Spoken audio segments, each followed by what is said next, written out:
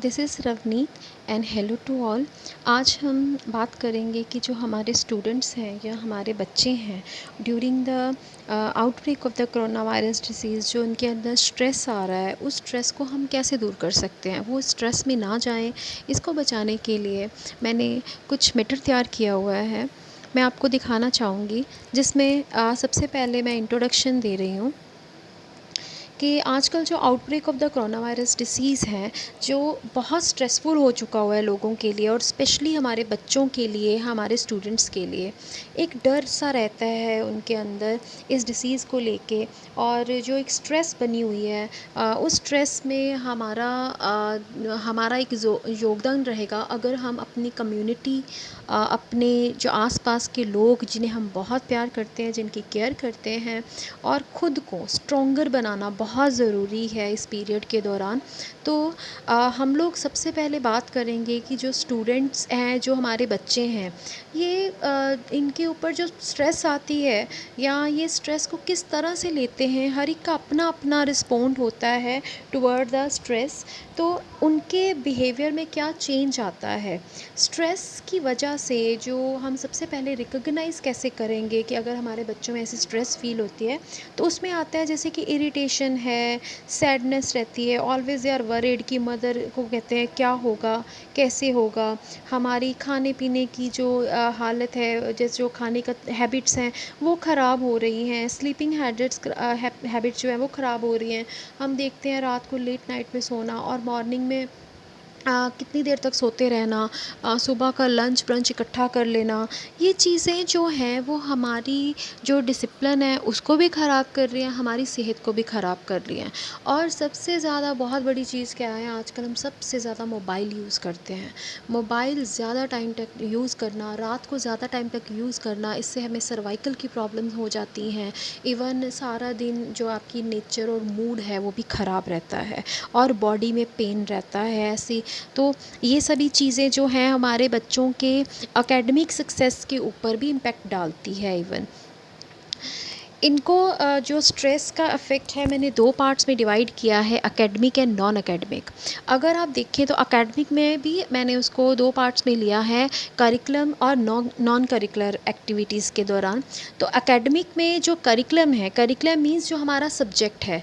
आजकल आपने देखा होगा ऑनलाइन जो है स्टडी करवाई जा रही है बच्चों को कॉलेज और स्कूल्स के अंदर जो टीचर्स हैं वो ऑनलाइन लर्निंग के ऊपर मैक्सिमम एफ़र्ट कर रहे हैं, ठीक है। तो उनको ई कंटेंट प्रोवाइड किए जा रहे हैं। तो ये जो कंटेंट है वो कैसे देना है, कब देना है, बुक से, slide share, LinkedIn, YouTube channel, किस तरह से उन बच्चों को दिया जा रहा है, ये सब चीज़ों को ध्यान में रखते हुए कंटेंट जो आप दे रहे हो वो किस तरह से होंगे, वो टेक्स्ट होगा, पिक्चर होंगी, साउंड होगी, वीडियो होगी, एनिमेशन होगी, आखिर हमने किस तरह से उनको पढ़ाना है। तो मैक्सिमम एक तो चीज़ ये है कि ड्यूरिंग द लॉकडाउन आपको अपने बच्चों को ऑनलाइन स्टडी ज़रूर देनी है। क्यों देनी है? ताकि उनका काम पीछे ना रहे, उनकी स्टडी पीछे ना रहे। अगर बच्चे स्टडी नहीं करेंगे, अगर दिन में वो 1 या 2 घंटा स्टडी करते भी हैं, तो उनको काफ़ी हद तक रिलीव मिलेगा। बट अभी सबसे बड़ी ड्रॉबैक यहाँ पे क्या आती है कि हम लोग मोबाइल और लैपटॉप यूज़ करते हैं। तो उसके साथ रिलेटेड भी मैंने आगे इस वीडियो में कुछ हदायतें दी हुई हैं कि अगर हम ऑनलाइन लर्निंग कर रहे हैं तो उसके लिए हमें क्या करना चाहिए, ठीक है। तो इसमें हम लोग कोई वीडियो क्लासरूम, वर्चुअल क्लासरूम, ई कंटेंट, लेसन, ऑनलाइन डिस्कशन और ये सब चीज़ें आती हैं। इससे क्या होगा कि हम अपनी जो सिलेबस है उसको कवर अप करवा सकते हैं। नेक्स्ट हमारे पास है नॉन करिकुलर में है कि हम लोग कुछ एक्टिविटी और करा सकते हैं बच्चों के साथ ऑनलाइन, जिसमें हम करिकुलम जो सब्जेक्ट नहीं है बट हम उनको एक्स्ट्रा उनके स्ट्रेस फ्री करने के लिए कुछ एक्टिविटीज़ चलाते हैं, जिसमें एग्जांपल आते हैं जैसे फ़ाइन आर्ट्स में हम उनको drawing, collage making, poster making, card making और पेंट या ऐसी, या कुछ पेंट ऑन ओल्ड दियाज़, पुराने दिया को पेंट करना, ऐसे कुछ एक्टिविटी दी जा सकती हैं और उसके ऊपर हम कंपटीशन करवा सकते हैं। जनरल नॉलेज की बात करें तो ब्रेनस्टॉर्मिंग आइडिया है, डिबेट है, क्विज़ करवाए जा सकते हैं, ऑनलाइन पोइट्री करवाई जा सकती है। म्यूज़िक की अगर बात करें तो हम ऑडियो क्लिप जो है एक पर्टिकुलर टॉपिक दे के उसके ऊपर कंपटीशन करवा सकते हैं। डांस वीडियो बना के बच्चे उसमें पार्टिसिपेट कर सकते हैं, जिसमें बहुत बड़ी एग्जांपल है एम्बेसडर ऑफ होप। तो उसके अंदर जैसे वीडियो बना बना के बच्चे भेज रहे हैं, तो ये भी उनको उनका जो टैलेंट है उसको निखारती हैं। इसके अलावा फैशन डिज़ाइनिंग के अंदर आप लोग जैसे कोई न्यू लुक है, ये रिसाइकल क्लॉथ के साथ कोई लुक उसकी फ़ोटो भेज के उसका कंपटीशन करवाया जा सकता है। Embroidery on jeans, dyeing fabric, swing from the waste, making rugs. और इन्वायरमेंट के साथ रिलेटेड हम लोग प्लांट्स को प्रमोट कर सकते हैं, इन्वायरमेंट को प्रमोट कर सकते हैं, किचन गार्डनिंग को प्रमोट कर सकते हैं। बच्चे उसको करें और फिर उसकी फ़ोटो खींच के बच्चों टीचर को भेजें। मॉडल बिल्डिंग कर सकते हैं वेस्ट प्रोडक्ट के साथ जो घर में इजी अवेलेबल हैं। इसके अलावा ब्यूटी के साथ देखें तो हम लोग nail art competition, eye liner competition, hair style competition, इन कॉम्पिटिशन के ऊपर पार्टिसिपेट बच्चों को करा सकते हैं और बच्चे इस चीज़ को करके बहुत इंजॉय भी करते हैं। तो इस पर इन जो हमने एकेडमिक लेवल पे जो उनको लर्निंग करवाई जा रही है, चाहे वो करिकुलम है चाहे वो नॉन करिकुलम है, उसमें कुछ चीज़ें हैं जो बहुत इंपॉर्टेंट हैं, याद रखने वाली हैं। जैसे कि सबसे पहले है consider the digital reach and infrastructure unequal capacity. इसमें क्या है कि हमें ये चीज़ नहीं भूलनी चाहिए कि अगर हम लोग पढ़ा रहे हैं ऑनलाइन, तो जो एक ही घर में एक मोबाइल है या एक लैपटॉप है, उसमें पेरेंट्स ने भी काम करना है। अगर दो बच्चे हैं घर में या तीन बच्चे हैं, तो उन लोगों ने साइमल्टेनियसली उसको यूज़ करना है। तो इट इज़ ये बात कंसिडर करने वाली है कि उनको एक लिमिटेड टाइम के लिए हमने पढ़ाना है। सेकंड चीज़ हमारे पास है प्रैक्टिस। प्रैक्टिस में क्या है कि टीचर अपने आप को इस चीज़ के साथ रिलेटेड कोशिश तो कर ही रहे। दूसरी चीज़ हमारे पास है प्रैक्टिस का। तो जो टीचर्स हैं आजकल ऑनलाइन लर्निंग के लिए ऐप सीख रहे हैं बहुत सारे, कि वीडियो कैसे बनानी है, हमने कैसे इमेज से पीडीएफ को कन्वर्ट करना है, कैसे बच्चों को ऑडियो बना के देनी है, कैसे ऑडियो वीडियो लेक्चर्स बना के देने हैं। तो ये चीज़ें आफ्टर द क्लासरूम भी प्रमोट करनी चाहिए। ठीक है। नेक्स्ट है हमारे पास क्लियर गाइडलाइंस। जो कॉलेजेस की तरफ से, स्कूल्स की तरफ से जो प्रॉपर गाइडलाइंस देनी है हमने स्टाफ को, उनके पेरेंट्स को, कि कैसे कोई चीज़ को हमने किस तरह से डाउनलोड करना है, कौन सी ऐप हम यूज़ कर रहे हैं। ठीक है। अगर किसी तरह की भी जैसे ठीक है एग्ज़ाम्पल, हम बच्चे से पीडीएफ ही मंगवा रहे हैं, असाइनमेंट में कह रहे हैं कि पीडीएफ बना के देनी है, तो उनको वो चीज़ सिखानी है कि किस तरह से वो पीडीएफ क्रिएट की जाए। बिकॉज इट्स नॉट नेसेसरी कि हर बच्चे को हर चीज़ आती हो। ठीक है। कहाँ से मतलब प्रॉपर एक प्लेटफॉर्म देना है। अगर व्हाट्सअप ग्रुप्स हैं तो व्हाट्सअप ग्रुप में डेली असाइनमेंट भेज रहे हैं, साइट बता रहे हैं, काफ़ी टूल्स यूज़ कर रहे हैं, तो वो किस तरह से हमने बच्चे को, किस तरह से बच्चे ने वो ओपन अप करनी है, कैसे सब्सक्राइब करना है, ये चीज़ें प्योर प्रॉपर गाइडलाइंस होनी चाहिए। नेक्स्ट हमारे पास आता है एस्टैब्लिश डेली शेड्यूल। प्रॉपर जिस तरह से कह सकते हैं कि टाइम टेबल बने होने चाहिए कि किस दिन कौन सा लेक्चर होगा, किस दिन कौन से टीचर पढ़ाएंगे और कितने घंटे की क्लास होगी, और के दौरान कितना जो पढ़ाया जाएगा उसकी फ़ीडबैक लेनी है या वॉटएवर। तो वो सारी चीज़ों को देखना। नेक्स्ट हमारे पास है रीबर्स्ट लर्निंग प्रोवाइड करना। तो इसमें क्या है कि जो भी आप कंटेंट दे रहे हैं, चाहे वो टेक्स्ट है, चाहे वो ऑडियो वीडियो कुछ भी है, पिक्चर्स हैं, तो उस चीज़ को जो आप बना रहे हो उसमें आपने कुछ चीज़ें ध्यान में रखनी है, जैसे कि वो एज़ पर द करिकुलम के ऑब्जेक्ट के अकॉर्डिंगली होनी चाहिए है। ठीक है। और क्लियर एक्सपेक्टेशंस होनी चाहिए, और जो आपकी लर्निंग है वो छोटे छोटे हिस्सों में होनी चाहिए ताकि वो लैक ऑफ इंटरेस्ट ना करे। और इमीडिएट फीडबैक साथ साथ में ही लेनी है, क्योंकि हम लोग ऑनलाइन क्लासेस ले रहे हैं, तो ऑफकोर्स उसके साथ फीडबैक साथ में आ जानी चाहिए। कमेंट्स जो हैं किसी भी डॉक्यूमेंट के, किसी भी टेक्स्ट के ऊपर साथ में ही आप ले लीजिए, ताकि आपको भी सजेशन मिल जाएगा। और साथ साथ में आप अपने जो स्टूडेंट्स हैं जो उनको मोटिवेट कर सकते हैं और उनको आगे और करने के लिए अप्रिशिएट कर सकते हैं। इसके अलावा वर्चुअल मीटिंग्स जो हैं वो होनी चाहिए, लाइव चैट, वीडियो ट्यूटोरियल्स उनके साथ साथ देने हैं, ताकि किसी तरह की उनको कोई प्रॉब्लम ना आए। नेक्स्ट हमारे पास है कि अगर हम ये सोचते हैं कि घर में बैठकर हम कुछ कर नहीं रहे हैं, तो घर में ये एक बहुत बड़ा चैलेंज है हम सबके लिए। एक रेगुलर स्केड्यूल के लेके हम लोग जो बच्चों को पढ़ा रहे हैं और काफ़ी चीज़ें सोच रहे हैं कि कैसे हम अपनी ई लर्निंग को और अच्छा बना सकते हैं। ठीक है। इसके लिए ये चीज़ें करने के लिए हम लोग सारा दिन नेट पे बैठे रहें, सारा दिन कंप्यूटर पे बैठे रहें या मोबाइल पे रहें तो हमारी हेल्थ भी ख़राब हो सकती है। इस चीज़ों के लिए आपको छोटी-छोटी ब्रेक लेनी चाहिए, आपको एक्सरसाइज करनी चाहिए, आपको प्रॉपर स्लीपिंग जो है वो स्लीप लेनी चाहिए, नींद लेनी चाहिए। इसके अलावा अगर पॉसिबल होता है तो कभी-कभी अपनी सोशल मीडिया को नोटिफ़िकेशन को बंद भी करें तो बेटर है, क्योंकि ये चीज़ें आपको भी स्ट्रेस दे सकती है। ठीक है? डेली और वीकली गोल बना लीजिए, जिसमें कॉलेज या स्कूल जो हैं उनको रिपोर्ट कीजिए कि महीने में मैंने क्या करवाया, हफ्ते में मैंने क्या करवाया, और ये मांगा भी जा सकता है। इसी तरह से सोशलाइज़ होना है, चाहे वो वर्चुअली होना है, अपनी फैमिली, अपने फ्रेंड्स, अपने कलीग्स को से कॉल कीजिए, बात कीजिए।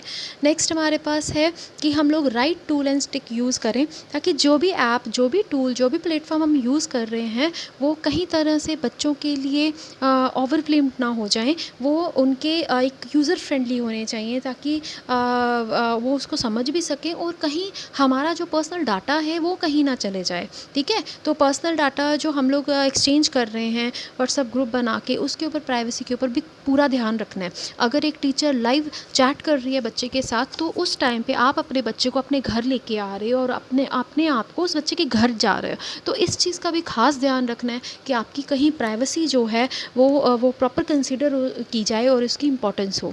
उसके बाद नॉन एकेडमिक एरिया है। नॉन एकेडमिक में मैंने कुछ मेथड्स, कुछ स्ट्रेटजीज़ के साथ आप ऐसी प्रॉब्लम्स को अपना डेली टाइम को यूटिलाइज़ कर सकते हैं, और कुछ भी प्रॉब्लम आती है उसको कॉप अप कर सकते हैं। जिसमें मैंने कहा कि नॉन एकेडमिक में आप लोग फ़िटनेस के लिए एक्सरसाइज यूज़ कर सकते हैं, हेल्दी डाइट यूज़ कर सकते हैं, क्योंकि कोरोना के लिए आपको अपनी बॉडी को स्ट्रॉन्ग करना ही पड़ेगा।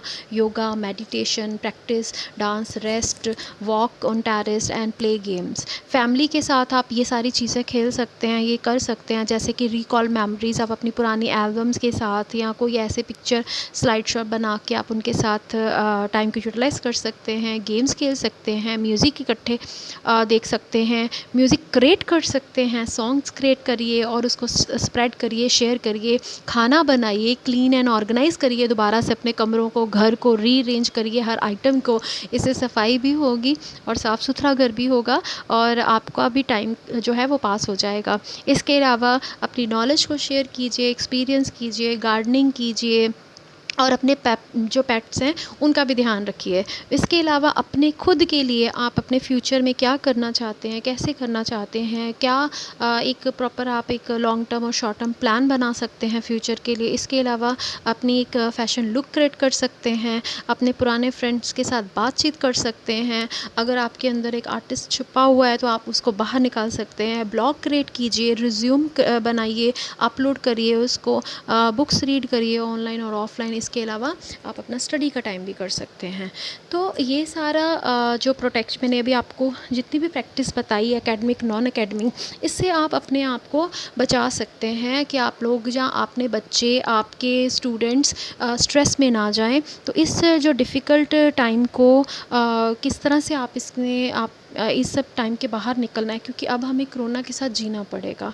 तो अपने जो डेली लाइफ टाइम में जो चेंजेस आते हैं उस चेंजेस को कीजिए, और तभी हम लोग एक अच्छा एनवायरनमेंट जो है वो क्रिएट कर पाएंगे। और रहना तो इसी चीज़ में है, इसी के साथ है। पहले जैसा एनवायरनमेंट तो नहीं मिल पाएगा, लेकिन इस environment as per the situation हमें चेंज होना पड़ेगा, और अपनी स्किल को उसी तरह से स्मार्ट स्किल्स को जनरेट करना पड़ेगा।